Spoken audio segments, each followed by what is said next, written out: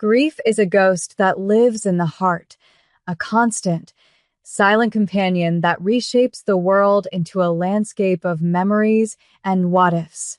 For Park Jae-wook, the world had become a monochromatic canvas of loss, each dawn a stark reminder of the son he had buried.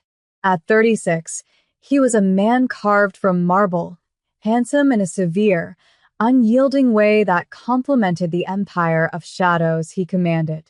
His suits were as dark as his moods, his words as precise and cutting as the winter wind that whipped across the polished granite of the cemetery.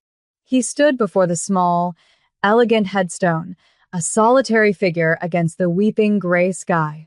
The name etched into the stone, Min-ho, was a wound that would not close.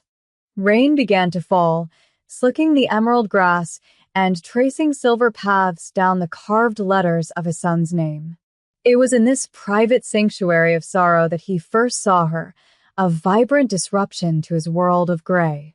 She was a young African woman, her beauty as striking as it was out of place in this quiet corner of Seoul. She knelt before his son's grave, her shoulders shaking with silent sobs, her hands clutching a small, worn teddy bear.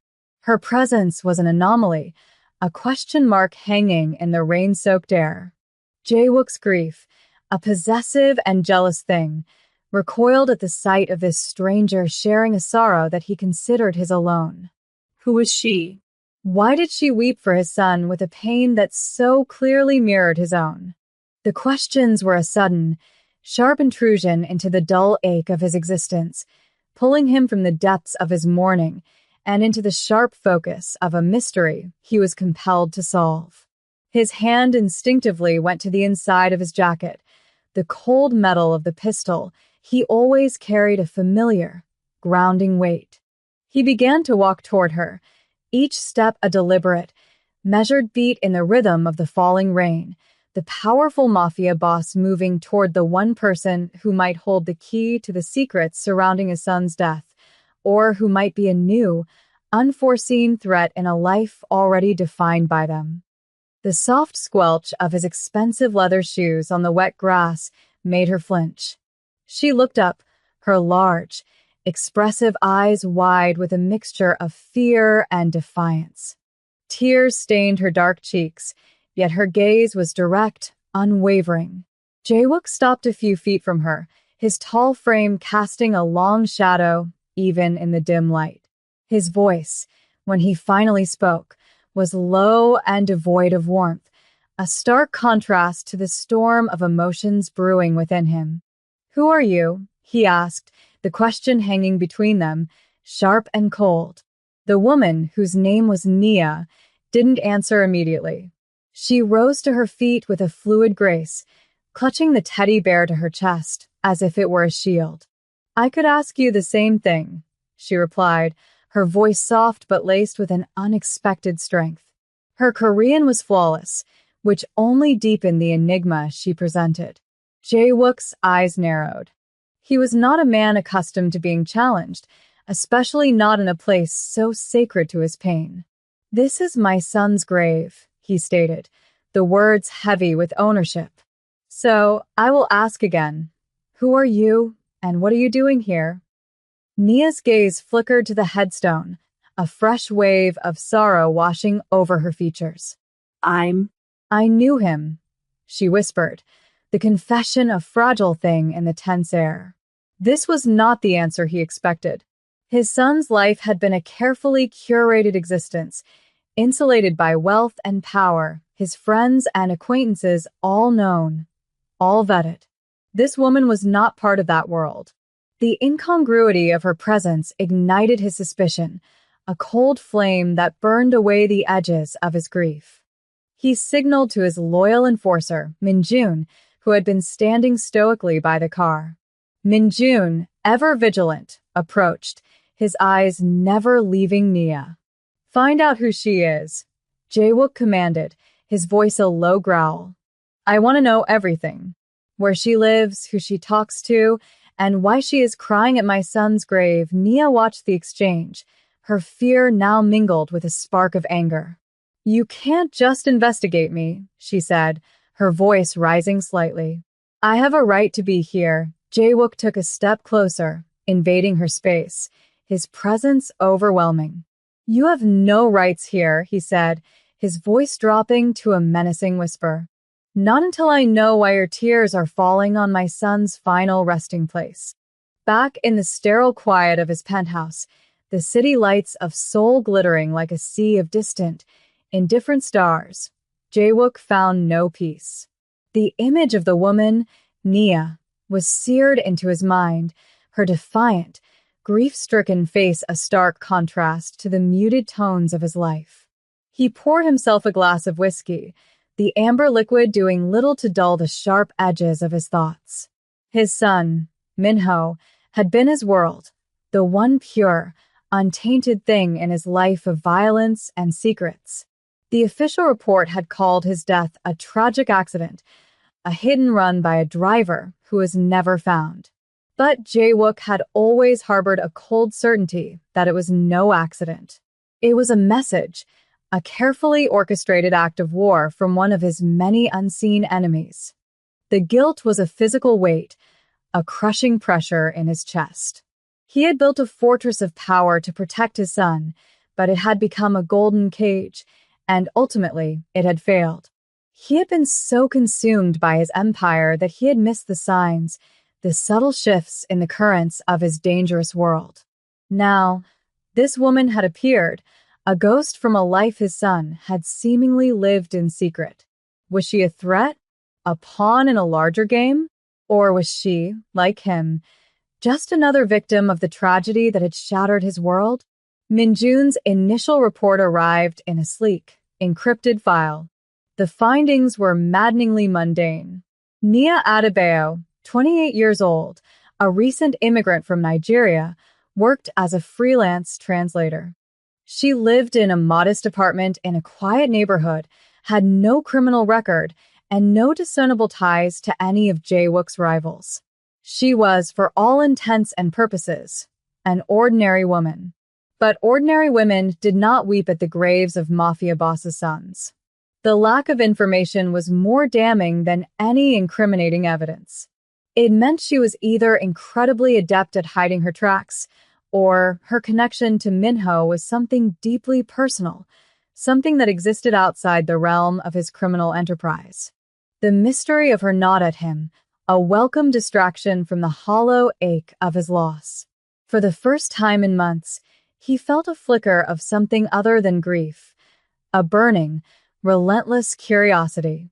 He had to see her again, had to force the truth from her, one way or another. He found her at a small, independent bookstore, a place so removed from his own world that it felt like stepping into another dimension.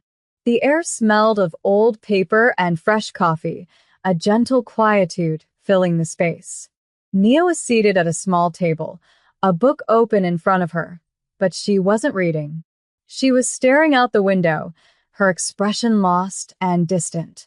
This time, Jae-wook approached her without the intimidating presence of his enforcer.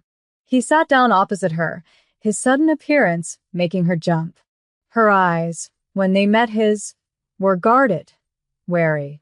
"We need to talk," he said, his voice low, a command disguised as a request. Nia closed her book, her fingers tracing the worn cover. "I have nothing to say to you," she replied, her tone cool, a stark contrast to the emotional woman he had seen at the cemetery. "I know who you are, Park Jae-wook. I know what you do. I want no part of it." Her knowledge of him was another piece of the puzzle that didn't fit. "And yet, you were at my son's grave," he countered, leaning forward, his intensity a palpable force. "You cried for him. You knew him. Tell me how." A flicker of pain crossed her face, a brief, unguarded moment that he did not miss. "It doesn't matter," she said, her voice barely a whisper. "It won't bring him back." Jae-wook felt a surge of frustration, but he suppressed it, opting for a different tactic. He softened his voice, a rare and calculated move. "Please," he said, the word feeling foreign on his tongue. "If you knew him, Then you know how much he meant to me. His death, it was not an accident. I need to know the truth. If you cared for him at all, you will help me." He saw the conflict in her eyes, the battle between her fear of him and her grief for Minho. It was this shared sorrow, this common ground of loss, that began to forge a strange, unwilling connection between them. There, in the quiet sanctuary of the bookstore, the cold, ruthless mafia boss and the mysterious, grieving woman found themselves bound by the ghost of a boy they had both loved.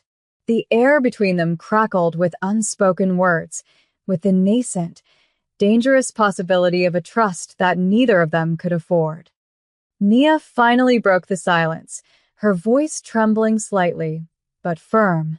"I was his tutor," she said, the simple words landing with the force of a physical blow. "I taught him English twice a week for the last year of his life." The revelation was both a relief and a source of a dozen new questions. A tutor.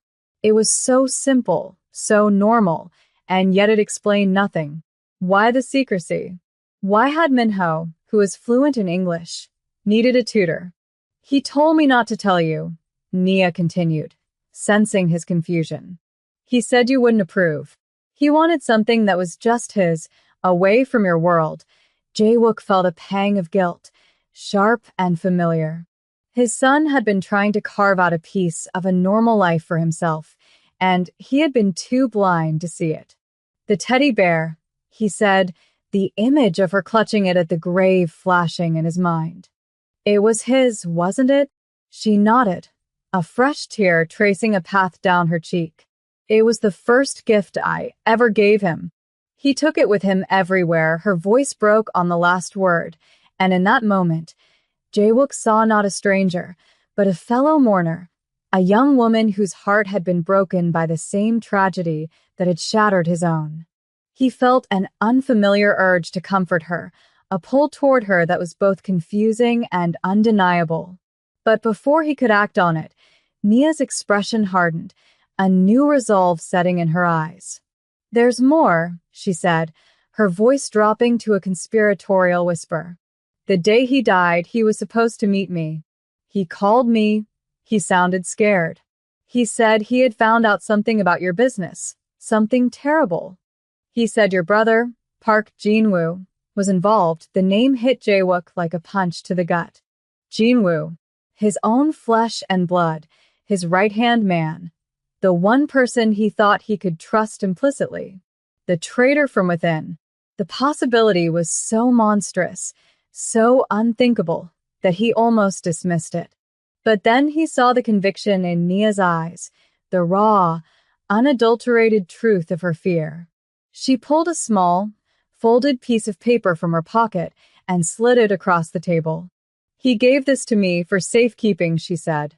"He told me if anything happened to him, I should give it to you." Jae-wook unfolded the paper, his hands unsteady. It was a list of offshore account numbers, and at the bottom, a single, damning name, Park Jin-woo. The world tilted on its axis, the quiet bookstore fading into a blur as the terrible truth began to dawn. His son had not been the victim of a random act of violence. He had been silenced, and the order had come from within his own family. The revelation struck Jae-wook with the force of a physical blow, stealing the air from his lungs. Jin-woo, his own brother, the foundation of his world, already fractured by grief, now crumbled into dust. The betrayal was a venom that spread through him, hot and suffocating, eclipsing even his sorrow with a pure, unadulterated rage. He looked at Nia, at the terrified truth in her eyes, and knew in that instant that her life was in as much danger as his son's had been. His world, a carefully constructed labyrinth of power and violence, had a new center: her. Protecting her was no longer a strategic necessity to uncover the truth.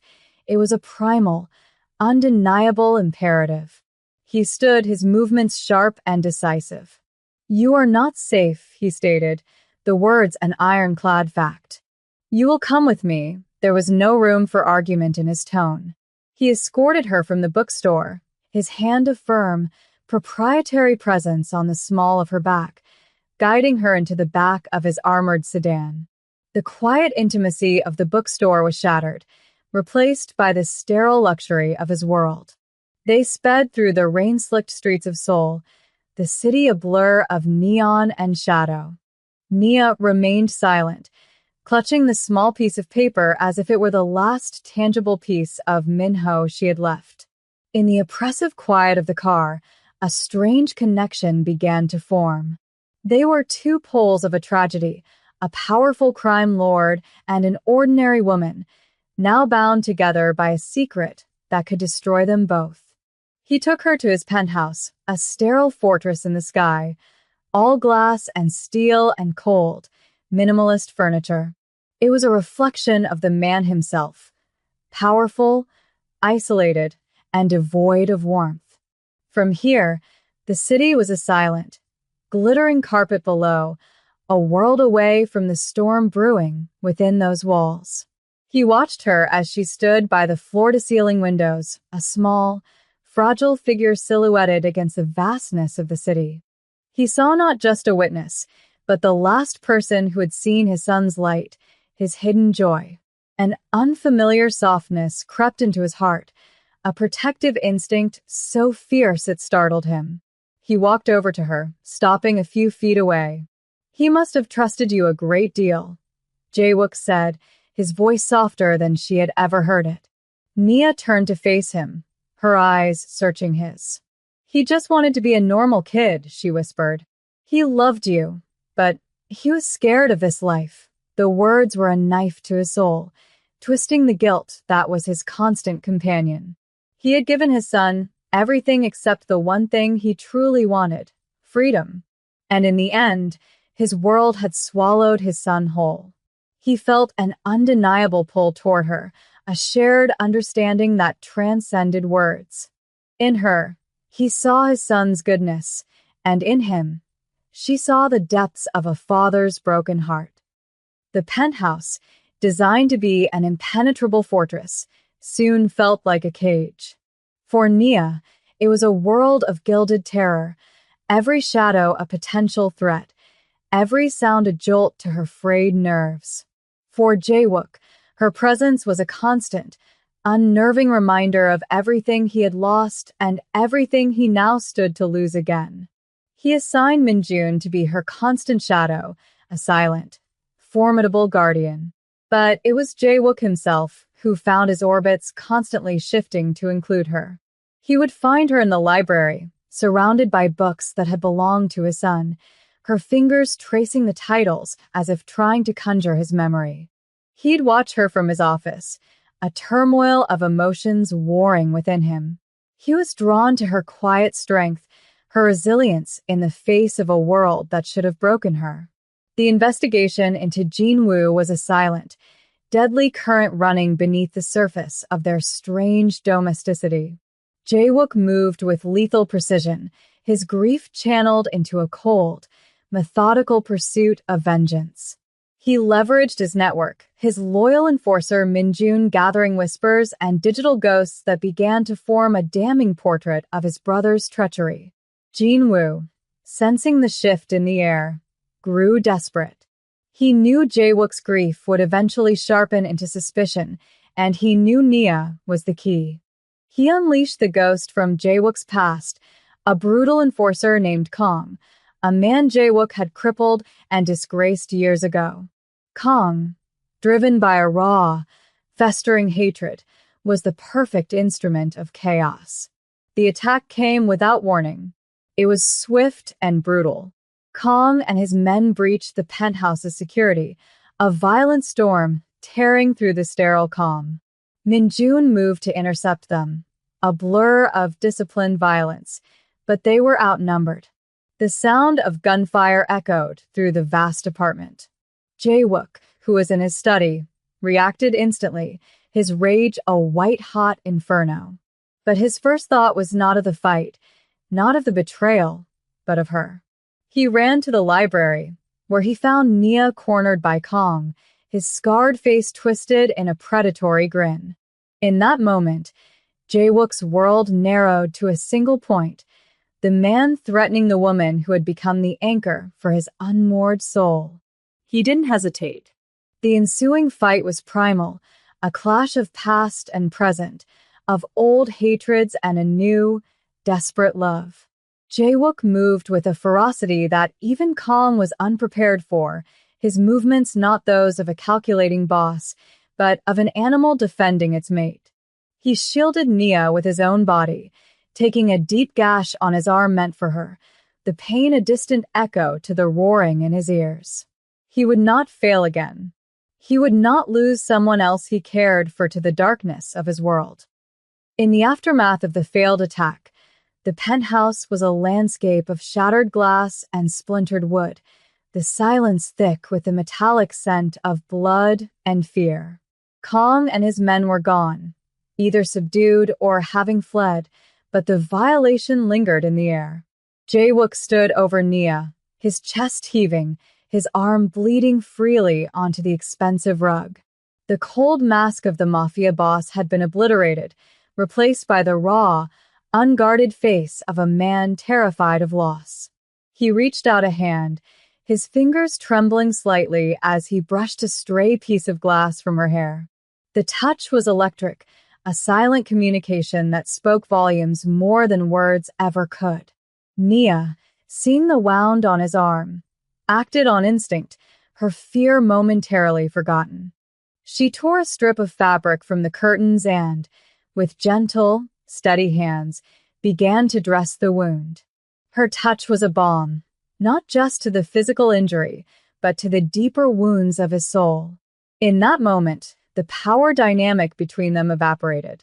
They were no longer a captor and his witness, but two people clinging to each other in the wreckage of their lives.